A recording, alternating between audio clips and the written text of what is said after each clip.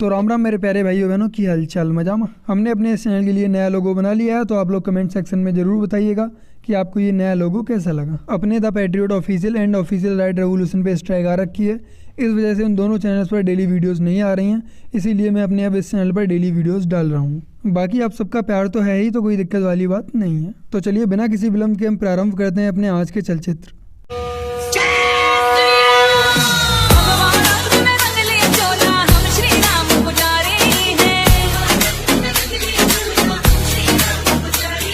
आज की वीडियो में राजीव दीक्षित जी और विवेक ओबराय की वीडियो को मिस मत करना। आप देख लो, एक बात बड़ी महत्वपूर्ण बताता हूं आपको, ये आपने नहीं सुनी होगी बात, कि ईसाई धर्म पूरे देश में है लेकिन हरियाणा में आपको कहीं नहीं मिलेगा। इसका कारण बताता हूं मैं, सही कारण है बिल्कुल। वहां भी आए थे मिशनरी वाले, तो उन्होंने भाषण दिया बहुत आधे घंटे तक। तो एक चौधरी खड़ा हो गया, बोले जी मना तो यो बता दो जीसस कौन था। बोले जी ये ईश्वर का पुत्र है। बोले भाई ये हरियाणा है, यहां जब तक बाप जीवे बेटे को कोई नहीं पूछता। भाई वाह वाह वाह।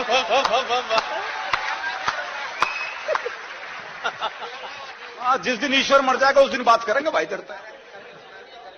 जिस दिन ईश्वर नहीं रहेगा तब बात करेंगे, अभी तो ईश्वर अभी से देख आराम से देख। क्या आप जानते हैं, नेवी ये शब्द हमारे संस्कृत के शब्द नौ से उत्पन्न हुआ है और नवगति से बना navigation. Did you know that? यानी कि सोचिए, जब भारत की नौसेना प्रबल थी तब कई देशों के पास नौसेना तो क्या उसके लिए शब्द तक नहीं था। है ना गर्व की बात? लेकिन हम भारतीयों की एक बहुत बुरी आदत है, हम खुद ही अपना मजाक उड़ाते हैं, चाहे वो अपने कल्चर का हो, अपनी काबिलियत का, या फिर अपनी सेना का। ये 200 साल की गुलामी हमारी मानसिकता में आज भी बीमारी बनकर बैठी है। एक इंसिडेंट शेयर करना चाहता हूं। कुछ ही दिन पहले जब इंडियन नेवी क्वाड कंट्रीज के साथ मलाबार नेवल एक्सरसाइजेस कर रही थी, टीवी पर हमारी नौसेना का बल प्रदर्शन चल रहा था। तभी मैंने अपनी कॉलोनी के कुछ यंगस्टर्स को बात करते हुए सुना। एक ने कहा, क्या फायदा ब्रो, चाइना की नेवी के सामने तो हम कुछ भी नहीं है। साइज देखा है उनकी फोर्स का, एक ही दिन में खत्म कर देंगे हमें। ये बात सीधा मेरे दिल पर लगी। तो मैंने उसे कहा कि चैंपियन, साइज तो मुगलों की फौज का भी था, लेकिन छत्रपति शिवाजी ने एक एक को नानी याद दिला दी। हम भारतीयों के अंदर जब देशभक्ति का जुनून जागता है ना, तो फिर चीनी चाय जितनी हो चाय में घोलकर पी जाते हैं कड़क। हमारे यूथ को मेरा एक ही मैसेज है, be proud of our mighty Indian forces. क्योंकि सैलरी तो यार सभी कमाते हैं, लेकिन एक फौजी की असली कमाई है आपकी इज्जत, और देश की इज्जत ही उनकी हिम्मत है। काश इन नेताओं के लिए भी कोई परीक्षा होती। Everybody is appreciating कि I have done a tremendous work.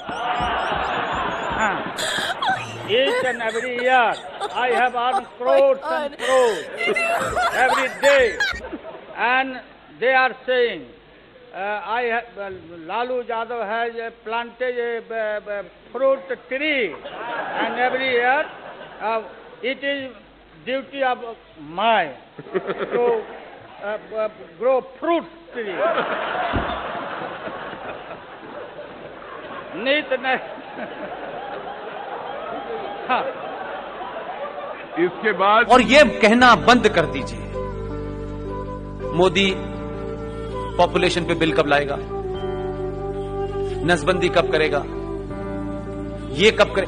वो जो कर रहा है उससे ज्यादा स्पीड से कोई देश का प्रधानमंत्री नहीं कर सकता,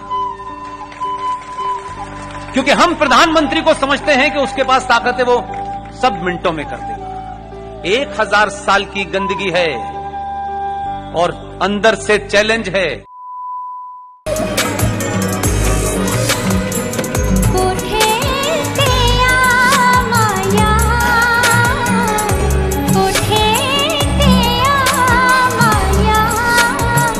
मिलना ता मिले आके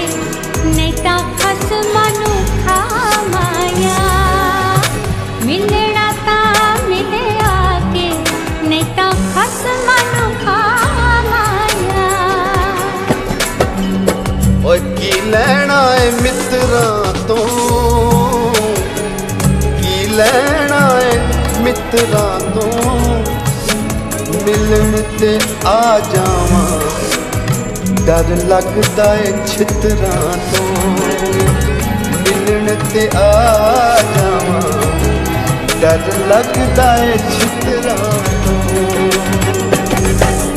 किसान ऐसी क्या चीज है जो किसान को नापसंद है इसमें? इसमें ये है, एक तो कॉन्ट्रैक्ट फार्मिंग, हम कॉन्ट्रैक्ट फार्मिंग नहीं चाहते हैं। कॉन्ट्रैक्ट फार्मिंग क्या कहता है? कॉन्ट्रैक्ट फार्मिंग में है नहीं चाहिए सर, उसमें है क्या? वहाँ पे सरकार ने कब बोला कि जो आपकी एपीएमसी सरकारी मंडियां हैं वो बंद करी जा रही हैं? तो बंद करी जा रही हैं। कहाँ बोला है? बोला है ना। कब बोला है? बोला है इस बिल में सारा। कॉन्ट्रैक्ट फार्मिंग आप जानते हो, क्या लगता है कि वो किसान के लिए नुकसानदायक है? कभी ऐसा लगा कि जमीन चली जाएगी आपकी? अरे नहीं सर, ये तो बरगलाने वाली बातें हैं। कौन कह रहा है, किसने छीन लिया? हमारा मतलब है सिर्फ कंपनी से फसल का, जैसे हमारी सब्जी है ये, इससे ही तो बातचीत हमारी, जमीन से तो कोई मैटर नहीं है। कॉन्ट्रैक्ट में कहीं ये होता है कि भाई आपकी जमीन ले लेंगे? वैसे ऐसा तो मेरे साथ तो कभी कुछ हुआ नहीं है जी। अच्छा। कभी कुछ हुआ नहीं है, नया होगा भी नहीं। बहुत सारी कंपनियां, अब मैं कंपनियों के नाम गिनवाऊं तो आपको कई सारी कंपनियां मेरे से जुड़ी हुई है। मेरा तो इतना ही तो मतलब होता है, आए भाई मेरे को ये सब्जी चाहिए, मेरे को 2 रुपए की बचत दिख रही है, मैंने कंपनी को दे दी। अच्छा। मंडी में जाने को मेरे को ज्यादा खर्चा आ रहा है, मेरे ये सारा माल खेत से ही उठ रहा है, तो मैं तो खुश हूँ, कंपनी को माल देके खुश हूँ।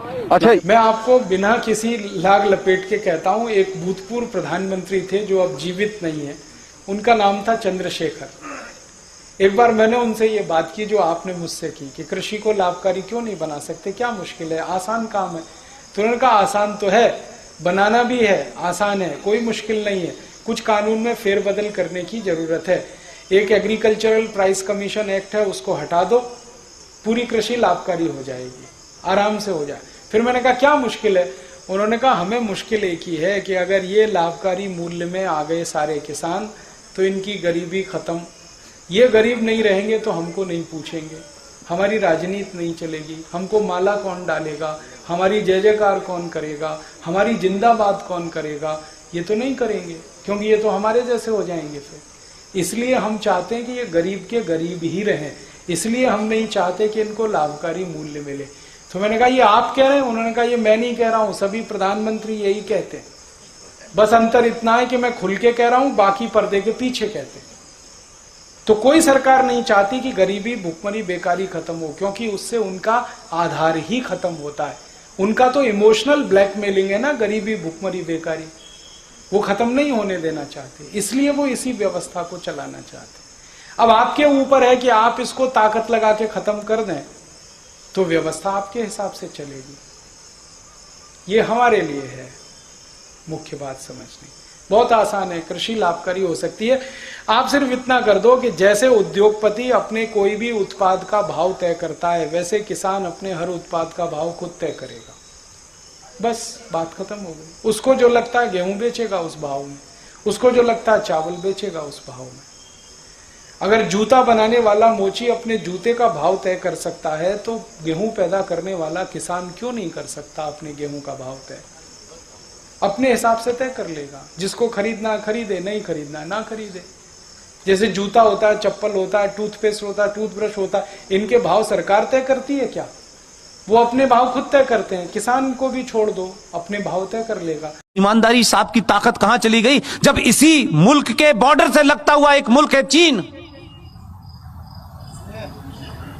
उसने कहा दाढ़ी आधी, पजामा नीचे, अजान बंद, मस्जिद खत्म, रोजा आधा और मोहम्मद का नाम रखा तो ऊपर। कितने मक्कार मुसलमान हैं, ये जोकर नहीं जाता कभी। ये कहे हिंदुस्तान में खड़े होकर के कि ईरान के अंदर, चाइना के अंदर मुसलमानों के साथ बड़ी नाइंसाफी हो रही है, यहां से कहोगे यहीं से उठवा लेगा वो। एक लफ्ज नहीं बोले, आपको जवाब देना आना चाहिए। ये जो ताकतें हैं जिन्होंने इस देश में हिंदू मुस्लिम भाईचारे की आड़ में इस देश को मुसलमानों ने खोखला कर दिया। केरला बन गया, कोई मुसलमान नहीं बोला। एक अखलाक के साथ चंद गुंडों ने, चंद बदमाशों ने, चंद बेवकूफ लोगों ने र्यूमर के चलते या किसी गलतफहमी के चलते, या थोड़ी देर के लिए मान लें किसी सही फहमी के चलते भी उसकी हत्या कर दी, इस देश की मेजॉरिटी ने कहा यह गलत है, उसको सजा हुई, वो जेल में है। बेईमान मुसलमानों, मक्कार, कितने बौने और कितने छोटे हो तुमने क्या किया? 5.5 लाख कश्मीरी हिंदू पंडितों को, जहां मुसलमानों का राज था, आपने उनकी पूजा पद्धति के कारण मस्जिदों और कुरान का सहारा लिया। 5.5 लाख कश्मीरी हिंदू पंडितों को अपनी ही धरती से मार के भगा दिया। हिंदुस्तान में एक भी मुसलमान, दाढ़ी वाला और बेदाढ़ी वाला, लिबरल, मॉडर्न, बॉलीवुड से लेकर के आसाम तक एक भी मक्कार मुसलमान नहीं निकला जिसने यह कहा हो कि भारत की धरती के ऊपर यह कैसे हो सकता है, कैसे इन कश्मीरी पंडितों को मारा गया, इनका कसूर क्या था, यह बताओ। एक नहीं खड़ा हुआ, चुपचाप हो गए, ये होने दिया। लेकिन बार बार बीच में निकल में आते, हमारे साथ बड़ी ज्यादती हो रही है, अभी तो शुरू हुई है। इसलिए मैं बार बार कहता हूं, आप अपने फंडों को क्लियर रखें, किसी गफलत के शिकार ना हो। ये जो इस्लामिक आतंकवाद इस देश में है, जिसे कॉन्स्टिट्यूशनली, सोशली, पॉलिटिकली इस देश में बढ़ावा दिया गया है, ये जो घर वापसी आप कहते हैं, घर वापसी तो होनी चाहिए, लेकिन ये वो घर वाली वापसी जिसमें आप बिजी हो, उसमें मैं बिजी नहीं हूं। ये घर वापसी 1947 से होना शुरू हो गई है। अभी 35 पे 370 गया है, मंदिर वापस आया है। अभी काशी भी लेना है, मथुरा भी लेना है। इसके बाद में यूनिफॉर्म सिविल कोड भी आना है। इसके बाद में एंटी कन्वर्जन भी आना है कि जिनकी किताब ये कहती है कन्वर्ट करो, उनका दिल भर जाए। इस बार इतना कन्वर्ट करेंगे, चिंता मत कीजिएगा।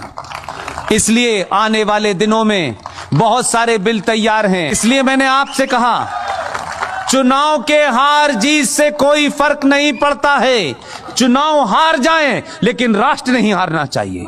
आप सब लोगों ने मेरी बातचीत सुनी और आखिर में सिर्फ इतना ही कहता हूं, सनातन के परिवार का हाथ पकड़ लीजिए, दुनिया में किसी के पैर छूने की हिम्मत जरूरत नहीं पड़ेगी। बहुत बहुत शुक्रिया, थैंक यू वेरी मच।